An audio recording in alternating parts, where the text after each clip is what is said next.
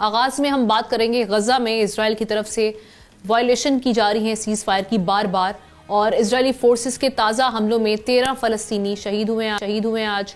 मगर हैरत की बात यह है कि ये बर्बरियत अमरीकी सदर को नजर नहीं आती। अलबत्ता वो हमास को धमकियां देने में मसरूफ हैं कि अगर हमास ने मुआहदे की खिलाफ वर्जी की तो मिडल ईस्ट और आसपास के जो इत्तेहादी ममालिक हैं वो गजा में दाखिल होकर हमास को सीधा करने के लिए तैयार हैं। जबकि हम ये देख रहे हैं कि कतर ने इजरायली जारहियत की शदीद मजम्मत की है। अमरीकी नायब सदर JD वांस अमन मिशन पर फिर इजराइल जा पहुंचे हैं। दूसरी जानिब कैनेडियन वजीर आजम ने नेतन्याहू की गिरफ्तारी का इंदिया देकर आलमी सियासत में हलचल मचा दी है। जबकि आयतुल्लाह खामनाई उन्होंने दूसरी जानिब हम देख रहे हैं कि ट्रंप की जो जौहरी मुज़ाकरात की पेशकश को मुस्तरद करते हुए इसे गुंडागर्दी करार दिया है। ना सिर्फ उसे गुंडागर्दी करार दी है बल्कि ये भी उन्होंने कहा है कि जो उनकी जानिब से बार बार कहा जाता है कि उन्होंने न्यूक्लियर प्रोग्राम को हिट किया है और उसको बिल्कुल मुकम्मल तौर पर तबाह कर दिया है ईरान के, तो ये कहना गलत होगा, बल्कि ये इनकी खाली और ये इनके ख्वाब में ही हो सकता है। उनका ये ट्वीट सामने आया है। इन तमाम मामलात पर बात करने के लिए एहतशामुल हक साहब सीनियर एनालिस्ट हमारे साथ हैं। उनके साथ साथ international affairs expert Usman Waraich साहब ने भी हमें ज्वाइन किया। दोनों को वेलकम करते हैं। उस्मान साहब, आपसे आगाज़ करते हुए सबसे पहले तो मैं गजा पीस प्लान के हवाले से बात करना चाहूँगी, जिसको हम देख रहे हैं कि जो सीज फायर की गई उसके बारे में बड़ा इंटरेस्टिंग आज हम देख रहे हैं कि मेहदी हसन साहब जो कि इंटरनेशनल जर्नलिस्ट हैं और बड़ी तहरीक को वो मूवमेंट को इस वक्त लीड भी कर रहे हैं अमेरिका में, उनका बड़ा इंटरेस्टिंग तजिया आया। उन्होंने कहा कि गजा में जो सीज फायर हुई है वो बेसिकली फ़लस्तीनियों को सीज किया गया है और इसराइल इसमें फायर है।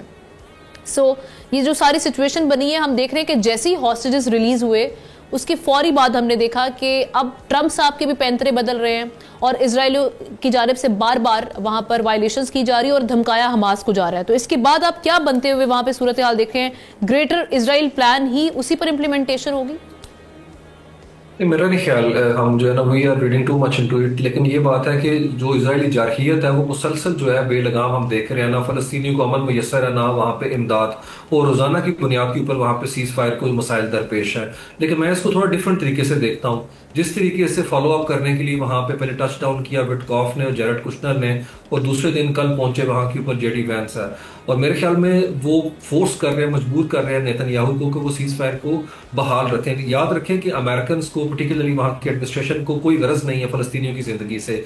उनके वहाँ हित्ते में वसी कारोबारी मफाद हैं जिसके तहत वो यहाँ के ऊपर चाहते हैं कि मुज़ाकराती अमल जो है वो आगे की तरफ बढ़े। जबकि दूसरी तरफ जो कि नेशनलिस्ट वहाँ के हैं, अल्ट्रा नेशनलिस्ट, वो फोर्स कर रहे हैं नेतन्याहू को कि आप वही जो हमारा पहले से पैटर्न था उसे पुश करते रहे। लेकिन मेरे ख्याल में बड़ा मुश्किल होगा उनके लिए डाउन द लाइन इस चीज़ को आगे तक लेके जाना, क्योंकि हमास जो है जिसकी अभी भी 1 लाख मुसल्ला जो कारकुन है वहाँ के ऊपर, वो पूरे गजा का कंट्रोल जो है ऑफ कोर्स वो इलाके छोड़ के जहाँ पे इसराइली फौजी हैं वो संभाल चुके हुए हैं। और डोनाल्ड ट्रंप खुद कहते हैं कि वक्ती तौर पे नस्बो ज़ब्त जो है हमने उनके हवाले किया, लेकिन उनको डिसआर्म करने की कोई मुद्दत तय नहीं की गई। लेकिन जो उन्होंने कल बयान दिया वो बड़ा इंटरेस्टिंग है कि तमाम खित्ते के जो मुसलमान कंट्रीज हैं, Muslim countries, particularly Turkey, Jordan और मिस्र, वो वहाँ पे स्टेबलाइजेशन फोर्स के तहत खित्ते में उतरने के लिए तैयार हैं और वो कन्फ्रंट करेंगे हमास को। जबकि उन तीनों कंट्रीज की तरफ से ऐसे कोई हमें सिग्नल जो है उस तरीके से नहीं मिले। और हमास जो है वो बड़ी डटी हुई है। उसने ना सिर्फ ये कहा है कि हम सिर्फ इक़्तिदार जो है मुंतकिल करेंगे उन फ़लस्तीनी अबूरी इंतजामिया को जो जिसका ताल्लुक फ़लस्तीनी लोगों से होगा, और हथियार हम सिर्फ और सिर्फ खुद मुख्तार फ़लस्तीनी रियासत के बनने पर सरेंडर करेंगे। हमास वहाँ पर कोशिश कर रही है रेलिवेंट रहने की। वो चाहते हैं कि जामिया जो फ्रेमवर्क बने सियासी उसके अंदर वो शामिल हो, इसलिए वो अपने नाम को शायद तब्दील कर दें, क्योंकि इस तरह के मिलिटेंट्स ग्रुप हम माजी में भी देखते हैं। NCC ने जब लड़ाई की वहाँ के ऊपर, हम देखते हैं जनूबी अफ्रीका में, तो वो ANC अफ्रीकन नेशनल कांग्रेस बन के अब वहाँ के ऊपर गवर्नमेंट कर रहे हैं। तो मेरा ख्याल में इस तरह के इतने जो जत्था जो है पर्टिकुलरली जो कि सबसे बड़ा वहाँ के ऊपर, उसको बिल्कुल न्यूट्रलाइज करना जो है वो तकरीबन नामुमकिन है, और ट्रंप इंतजामिया इसको समझती है। दूसरी तरफ हम हालिया बयानात देखते हैं तो उसके अंदर मैं चीज़ों को डिफरेंट तरीके से देखता हूँ। डोनाल्ड ट्रंप के ट्वीट को अगर एक साइड पे देख लें तो विटकॉफ कर रहे हैं कि इसराइल ने हमें बेट्रे किया कतर पे अटैक करके। जेरेड कुशनर कहते हैं CBS को इंटरव्यू देते हुए कि इसराइल को चाहिए अमन का वो रास्ता तलाश करे जिसमें फ़लस्तीनियों की तरक्की भी हो और बेहतर मेयारी जिंदगी गुजार सकें। इसकी बड़ी रीज़न आपको समझना पड़ेगी, ट्रंप लेड वहाँ के ऊपर जो है हम देखते हैं किस तरह कारोबारी मफादात जो है उसको फैलाया जा रहा है। डोनाल्ड ट्रंप के नाम के ऊपर अभी हालिया खबर आई है कि वहाँ पे जद्दा के अंदर ट्रंप प्लाजा बन रहा है, पहले ट्रंप टावर था। इसी तरीके से UAE के अंदर ट्रंप होटल है वहाँ के ऊपर, वहां पे भी एक इंटरनेशनल टावर खड़ा हो रहा है, गोल्फ रिजॉर्ट बन रहा है इस वक्त वहां पे दोहा के अंदर, मस्कत में ट्रंप टावर बन रहा है। तो मेरे ख्याल में जेरेड कुशनर के जो अफिनिटी पार्टनर जो उनका ग्रुप है मियामी में ऑपरेट कर रहा है, जिसमें सऊदी अरेबिया और कतर के जो है बिलियंस ऑफ डॉलर इन्वॉल्व है वहां सॉवरेन फंड के, और जिस तरीके से अमेरिका सऊदी अरब को दफाई मुआहदे करना चाह रहा है कतर की तर्ज पे, तो मुझे लगता है वो इजराइल जो है वो किसी सूरत में कन्फ्रंट ज्यादा देर तक कर नहीं सकते, वो सिर्फ वाटर टेस्टिंग कर रहे हैं। और डोनाल्ड ट्रंप जो है बार बार, याद रखें, डोनाल्ड ट्रंप हमास को धमकी दे रहे हैं फ्रंट लाइन के ऊपर आके पब्लिकली पूरी दुनिया के सामने, लेकिन बिहाइंड डोर जो है वो इजरायलियों को भी स्नब कर रहे हैं उसी तरीके से। क्योंकि इस वक्त जो आपने पहले मंजर कशी की कि तेहरान इनकार कर चुका है मुज़ाकरात से, बुदापेस्ट के मुज़ाकरात जो है वो खत्म हो चुके हैं, एट हॉल्ट हैं, क्योंकि सरगई लारोव जो है उन्होंने कहा हम 1 इंच भी पीछे नहीं हटेंगे, डोन्सबर्ग रीजन हमारे हाथ में रहेगा। तो डोनाल्ड ट्रंप नहीं चाहते कि जो इमेज उन्होंने खड़ा किया है नेतन्याहू उसको मुकम्मल तौर पर डाइल्यूट कर दें। लेकिन इस सारे मामलात के बीच फलस्तीनियों के लिए जो अमन का रास्ता है वो देर पा मौसर होता हुआ जो है लॉन्ग टर्म नजर नहीं आता। इसमें कोई शक नहीं कि जेडी वैंस वहां पे मौजूद है और उन्होंने वहां पे सिविलियन मिलिट्री कोऑपरेशन सेंटर खोला है, लेकिन प्रॉब्लम यह है वो हर चीज को इजराइल सेंट्रिक होकर देख रहे हैं। अब सारी इमदाद और सामान की तरसील उस जगह से होगी जो इजराइल बेस्ड है। उन्होंने इस पूरे दौरे के दौरान किसी फलस्तीनी रहनुमा से मुलाकात नहीं की, हमास को साइड पे रखते हैं, पीएलओ के लोगों को एंगेज नहीं किया उन्होंने। और ये बहुत बड़ी प्रॉब्लम है कि असल स्टेक होल्डर जो है उनको आप इंटैक्ट नहीं कर रहे, वहां के ऊपर है। मेरा ख्याल में अरब जो है वो बड़े प्रैक्टिकल है, बड़े प्रैग्मेटिक हैं, वो किसी सूरत में हमास को वहां के ऊपर कन्फ्रंट नहीं करेंगे, क्योंकि जो एक पब्लिक सेंटिमेंट्स हम देखते हैं पूरे अरब वर्ल्ड के अंदर वो बिल्कुल एक साइड के ऊपर हो चुका है। तो इब्राहिमी मुआहदे, ये सारी चीजें जो है ये लेटेस्ट स्टेज के अंदर है। लेकिन हमास जो है वो इस वक्त सियासी तौर के ऊपर बड़ी हम देखते हैं कि मुदब्बराना अप्रोच के साथ आगे बढ़ रही है, क्योंकि इस वक्त अल खलील अल हैया जो है वो मिस्र में मौजूद है और वो चाहते हैं इंट्रा पैलेस्टीनियन डायलॉग हो, वहां की तमाम फोर्सेज जो हैं फलस्तीनियों की वो खुद तय करें कि उन्होंने सेल्फ डिटर्मिनेशन के राइट को लेकर किस तरीके से आगे बढ़ना है। लेकिन प्रॉब्लम यहाँ के ऊपर यही आ रही है कि अमेरिका लूप में नहीं ले रहा फलस्तीनी ग्रुपों को, और तमाम कंट्रीज बशमुल तुर्की वो चाहते हैं कि रीजन के अंदर जो है उन स्टेक होल्डर को जो वहां के ऊपर लोकल फैक्शंस उनको लूप के अंदर लिया जाए। जी, लेकिन एहतशाम साहब, हम वही तो देख रहे हैं कि जब इन तमाम मामलों को डोनाल्ड ट्रंप सब ओवरसी करेंगे और उसमें हमास का भी कोई किरदार नहीं होगा, तो फिर क्या आगे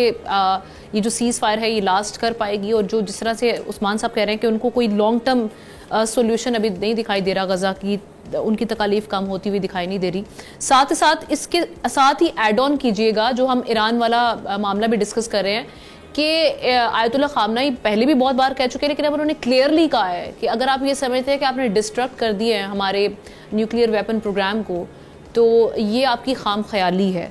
सो यहाँ पर आप क्या हालात बनते हुए देख रहे हैं? क्योंकि यहाँ पर हम ये भी देख रहे हैं कि एनालिस्ट कह रहे हैं कि हाइपर इन्फ्लेशन ईरान में बढ़ता हुआ जो हम प्रेशर देख रहे हैं उनके ऊपर सैंक्शंस का, तो उसके नतीजे में आने वाली हैं। तो फिर क्या ये गिव अप करेंगे? लेकिन उनकी तो बॉडी लैंग्वेज बड़ी इस वक्त हम देख रहे हैं कि मजबूत है और काफ़ी दिखाई दे रहे हैं वो स्ट्रॉन्ग इस मामले में। ये हम ना ईरान से ही बात शुरू कर लेते हैं। आपने ईरान पे बात की, गज़ा पे मैं आ जाता हूँ। देखिए, ईरान के वाले से तो ज़्यादा परेशान कुन बात यह है कि एक बड़ी कम्प्रिहेंसिव, आपने देखा पिछले महीने इंटरनेशनल एटॉमिक एनर्जी कमीशन के साथ इनका मुआहदा हो गया था। ये ईरान पे हमलों के बाद अब ये लग रहा था कि जी अब किसी ना किसी तरीके से ईरान अपना प्रोग्राम, जोहरी प्रोग्राम को चला पाएगा और इसकी एश्योरेंस रेगुलरली वो देता रहेगा। उनके नुमाइंदे पहले जो उनको भेज दिया गया था कि नहीं ईरान में आएंगे, वो आते रहेंगे। एक महीने के अंदर अंदर इस डील से बाहर निकलना ना, ये बहुत ही परेशान कुन है। अब जो अंदर से ख़बरें आ रही हैं, जो मेरा ख्याल है इंटरनेशनल मीडिया भी बता रहा है कि इनको बहुत ज़्यादा अब खौफ लग रहा है कि वैसे ही 45 साल से इतनी खौफनाक किस्म की जो है ना वो सैंक्शन लगी हैं, अब मज़ीद सैंक्शन लगाने का प्रोग्राम बना लिया गया। और मेरी भी कुछ इतलात यहाँ सफारती ज़राए यहाँ पे बताते हैं कि ईरान के साथ कोई हाथ होला नहीं रखा जाएगा, क्योंकि उस हवाले से तो उनका वही है कि जी ईरान को अंडरमाइन करने के लिए ज़रूरी है कि वो खुशनुदी पूरी की जाए इजराइल की। तो यहाँ तो मुझे नहीं लगता कि ईरान के लिए आमना को अच्छी खबर है, इतनी आसानी वाली बात है। और वहाँ वाकई आप सही कह रहे हैं, होटल बंद हो रहे हैं, वहाँ पे टूरिज़म उनका बहुत बुरे तरीके से हर्ट कर गया है। सुबह को इन्फ्लेशन उनके सिक्के की कुछ और होती है, शाम को कुछ और होती है, तो उनकी माशी मुश्किलात में बहुत इजाफा हो रहा है। लेकिन बहरहाल वो वहाँ पे एक एलर्जी है, एक हुकूमत है, वो किसी सूरत में भी वो जिसको कहते हैं हमने भाव नहीं करना, नीचे नहीं लगना, उसके नुकसान उन्होंने उठाने पड़े। बावजूद इस बात के जब उन पर हमला किया गया था, कुछ लोगों ने मशवरा दिया था, इवन हमने भी मशवरा दिया था, हमारे फील्ड मार्शल साहब ने भी कहा था कि देखें अपने आप को बचा लें, अपने न्यूक्लियर प्रोग्राम को बना लें और बचा लें, किसी तरीके से कोई डील कर लें, नहीं बात मानी थी। अब आ जाए गज़ा पे। देखें हम ना, इसमें कोई शक नहीं है कि ट्रंप फैमिली के कारोबारी मफादात अपनी जगह है, लेकिन अब मसला ये है कि प्रेसिडेंट ट्रंप की अपनी सियासी साख का भी बड़ा मसला है। देखिए आपने मंडे वाले दिन जैरेड कुश्नर भी गए और स्टीव विटकॉफ भी गए, लेकिन उन्होंने घास नहीं डाली, बात ही नहीं मानी। और फिर आपने देखा जेडी वांस बैठे हुए हैं, साथ ही उस पर बहुत ज़्यादा इसराइल की काबीना में जो फार राइट है ना, उन्होंने एक मुसीबत डाली है। देखिए मैं आप देख रहा था न्यूयॉर्क टाइम की खबर, उनके एक फार राइट मेंबर हैं जिनका नाम है बेजल स्मूच। उन्होंने कहा है कि जी छोड़ें इसको, भरपूर तौर पे दोबारा से लड़ाई करें और हमला करें हमास के ऊपर एक दफ़ा फिर। तो एक मेजॉरिटी जो है ना वो काबीना के साथ उनके साथ खड़ी है। अब ये बड़ा मसला बन गया नेतन्याहू के लिए कि वो उसने तो ये कदम उठाया था अपनी तरफ से कि जी मैं फार राइट से भी आगे जाऊँगा और मैं अपनी बात मनवा लूँगा, मुझे सियासी फ़ायदा होगा, वो होता नज़र नहीं आ रहा है। अब मसला ये है कि जो ही उनको अगर हटाया जाता है तो उनके ऊपर, उनकी बीवी के ऊपर करप्शन के चार्जेस अदालत में जाना पड़ेगा, तो एक बड़ी मुश्किल सूरत हाल पैदा होगी। अब देखिए हम ना एक और इसमें जो बड़ा इशू आ रहा है ना, वो ये है कि ये मसला तो हल नहीं हो पा रहा। अब ये गज़ा सीज़ फायर अगर ये होल्ड नहीं करती तो प्रेसिडेंट ट्रंप के लिए बड़ी मुश्किल होगी। नतीजतन वो हर सूरत में, बावजूद इस बात के कि पूरी सपोर्ट उन्होंने की है इसराइल की, और जब पिछले दिनों पार्लियामेंट में गए आपने देखा 15 मिनट बोलना था और 1.5 घंटा बोलते रहे, और वहाँ जहाँ मेन फंक्शन होना था वो बहुत लेट हो गया था, जहाँ पे साइनिंग सेरेमनी होनी थी इजिप्ट में। तो अब ये है कि वो जो आप देख लें लेटेस्ट WHO को चीफ का जो बयान है ना, वो बड़ा खौफनाक है। वो कहते हैं कि हेल्थ कैटास्ट्रॉफी पैदा हो गई है गज़ा में, और वो कहते हैं कि कई जनरेशन तक ये जारी रहेगी। आमना कई जनरेशन तक का मतलब है कि अगले 100 साल तक भी यूँ लगता है कि वहाँ पे सूरत हाल ख़राब रहेगी, बच्चे पैदा होंगे तो किस तरीके से उनकी अपना इसको कहते हैं हैंडीकैप होंगे, क्या सूरत हाल होगी, सब्जियों की अपना एग्रीकल्चर की क्या सूरत हाल होगी। तो इतना आसान नहीं लग रहा, और ये बहुत बड़ा टेस्ट केस है प्रेसिडेंट ट्रंप के लिए कि वो किस तरीके से इनको मनवाते हैं। हाँ ये हुआ कि दोनों तरफ से खिलाफ वर्जी की गई, लेकिन 2 लोग मारे गए थे रफ़ा में, 2 फौजी इनके इजराइल के, उसके जवाब में उन्होंने बड़ा भरपूर हमला करके 13-14 बंदों को मारा और उससे पहले 30 लोगों को मारा। अब यह है कि मामला अगर बिगड़ता है तो मेरा ख्याल है ये रीजन के लिए परेशान कुन बात होगी। मिडिल ईस्ट के सारे प्लेयर अब परेशान है कि अब क्या करें। जी बिल्कुल ठीक। उस्मान साहब एक और चीज़, अभी जो हम यही बात कर रहे हैं कि मिडिल ईस्ट के जो बाकी प्लेयर्स हैं जिन्होंने इजिप्ट में पीस समिट में पार्टिसिपेट भी किया और इस गज़ा प्लान को उस पर उन्होंने मुत्तफिक भी हुए, अब बहुत सारे स्टेक होल्डर्स चूँकि हम देख रहे हैं कि शामिल हो चुके हैं, तो क्या जैसे हम आगे देख रहे हैं कि बार बार सीज़ फायर की वायलेशन और इसके साथ साथ जो अभी भी वहाँ पर एड के मामलात हैं उनको बार बार हॉल्ट करना, जो कि वर्ल्ड फूड प्रोग्राम भी आज कह रहा है कि वहाँ पर नाकाफ़ी एड पहुँच रही है, इस सिलसिले में वो आगे बढ़ के प्रेसिडेंट ट्रंप से सीरियस संजीदा टॉक करेंगे और कोई बंद बांधेंगे इसराइल की जो ज्यादतियां हैं उनके आगे? जी डेफिनेटली, मेरे ख्याल में अभी भी लेवरेज है डोनाल्ड ट्रंप का। मैं पार्शली एग्री करता हूँ हमारे जो फेलो पैनलिस्ट हैं उनकी बात से, लेकिन मेरे ख्याल में डोनाल्ड ट्रंप के पास आर्म्स कंट्रोल जो है वो सारा फिनोमेना जो है वो उनके हाथ के अंदर अभी भी। जो सबसे बड़ा डिपो है इसराइल के अंदर जो सोवियत यूनियन के खिलाफ बनाया गया था, जिसको भी पिछले महीने ही दिया गया वेपन है, डोनाल्ड ट्रंप रोक सकते हैं। और मेरे ख्याल में अभी तक हमास इंटैक्ट है, 1 लाख लोग हैं और वो गुरिल्ला वॉरफेयर के लिए बड़े एलिजिबल है इस हवाले से। तो मेरा नहीं ख्याल कि डोनाल्ड ट्रंप जो है अपनी साख को कंप्रोमाइज करेंगे, और जो कुछ तेहरान उनके साथ कर रहा है इनकार करने के बाद, पुतिन उनकी बात नहीं मान रहा, तो वो ज्यादा देर तक जो है ब्लैकमेल कर सकते हैं। और फिर हमसाया मुल्क जिनके साथ इनके बड़े खुशगवार ताल्लुकात रहे हैं माजी में, कनाडा की जानिब से इतना बड़ा बयान आना, उनका ये कहना कि इजरायली प्राइम मिनिस्टर की अरेस्ट होने के हवाले से ये भी एक मसला ना आमना कि ये जो अब जोर दिया जा रहा है कि जी हमास को डिसार्म कर दिया जाए, देखिए इसके बड़े खतरनाक नताइज निकलेंगे, क्योंकि अभी भी वहाँ वो बड़े एक्टिव हैं और इतनी आसानी के साथ ये नहीं होता। हमास से सारे लोग डरते हैं कि ये इनको बंद किया गया और मुल्कों में चले जाएंगे, मसाइब मुश्किलात पैदा करेंगे। और फिर ये भी है कि अगर उनका कोई एक्टिव रोल आप नहीं देते उनको, ये कहा जा रहा है कि उनको क्वालिटी पीछे हटा सकते हैं, वो स्टेप अवे हो सकते हैं, लेकिन उनको कुछ ना कुछ रोल देना पड़ेगा। अगर आप कहें जी डिसआर्म कर दें, कोई सियासी रोल नहीं होगा, तो मेरा ख्याल है पीस प्लान फिर पूरी तरह से अमल दरामद नहीं हो सकेगी उस पर। जी जी जी, और जेडी वैंस साहब ने इसी चीज के ऊपर रिट्रेट किया। उन्होंने कहा हमने कोई महसूद मुद्दत नहीं दी वहां के ऊपर इन्हें डिसआर्म करने के हवाले से, और सारा जो कंट्रोल है उनके हवाले हैंड ओवर कर दिया। अब प्रॉब्लम है कि वहां के ऊपर कुछ मुसल्लह ग्रुप हैं जिनको पैसा दे चुके हैं, फंडिंग दे चुके हुए हैं और साथ में वेपन दे चुके हैं, और वहां पे गुरीला वॉर लाइक सिचुएशन है इस वक्त। और हमास जो है सजाएं दे रही है उन ग्रुप्स को, उन कबाइल को जो कि इसराइल की लाइन को टो करते हैं। लेकिन डोनाल्ड ट्रंप जिस तरीके से असर्ट करने की कोशिश कर रहे हैं वो शायद जमीनी हकाइक से वाकिफ नहीं है। हमास का सिर्फ 1 लाख लोग नहीं, वो डिसग्रंटेड लोग जिनकी फैमिलीज के लोग मारे गए हैं, वो सारी रिक्रूटमेंट हमास कर रही है।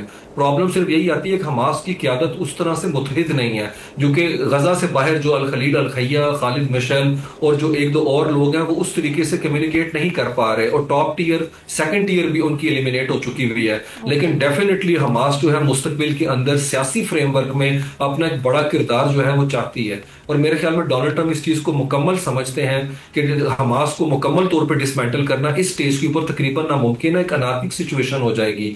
तो जब तक मुस्लिम कंट्रीज जो हैं वो हमास से जो इस वक्त मुज़ाकरात जारी हैं मिस्र के अंदर, कोई मेरे ख्याल में मामलात कोई फ्रेमवर्क तय नहीं करते, उस वक्त तक हमास जो है किसी सूरत के अंदर वहां से आपको मंजर से हटती नजर नहीं आती। और हमास जो है चूंकि सिविलियन आबादी का वहां के ऊपर पार्ट है, और मेरे ख्याल में किसी कंट्री ने, तुर्की ने, जॉर्डन ने और मिस्र ने अभी तक हमास से डिमांड नहीं की कि आप डिसआर्म करें। तो सिर्फ चाहते हैं कि अबूरी फलस्तीनी इंतजामिया को आप कंट्रोल हैंड ओवर कर दें, और ये हमास पहले से ही इस हवाले से तैयार है। तो मेरे ख्याल में जब तक आप PLO को एक और चीज देखने वाली जो कतर की बात है ना, कतर का अब जितना स्ट्रांगली उसका एक रोल बढ़ गया है उन पे हमले के बाद। अभी देखिए कतर जो है ना वो एक डील करना चाहता है, डिफेंस डील अमेरिका के साथ। अब प्रेसिडेंट ट्रंप को ये परेशानी है कि भी पहले हमला करके हमें बड़ी दूर किया गया, बड़ी मुश्किल से वो मेरे करीब आए हैं। अब कतर बड़ा स्ट्रांग उनका एक प्लेयर हो गया है, और सऊदी अरब और UAE बाकायदा उनको इस हवाले से सपोर्ट कर रहे हैं। तो मेरा ख्याल है अब प्रेसिडेंट ट्रंप को भी और रीजन के मालिक को भी सोचना पड़ेगा कि कतर की बात को ना करके, जिन्होंने भरपूर मजम्मत की है इसराइल के हमलों की, मेरा नहीं ख्याल कि कोई उनकी बात को इग्नोर किया जा सकता है इतनी आसानी के साथ। Right, thank you so much Usman बड़ाई साहब। सब्सक्राइब करें और बेल दबाएं ताकि कोई खबर रह न जाए।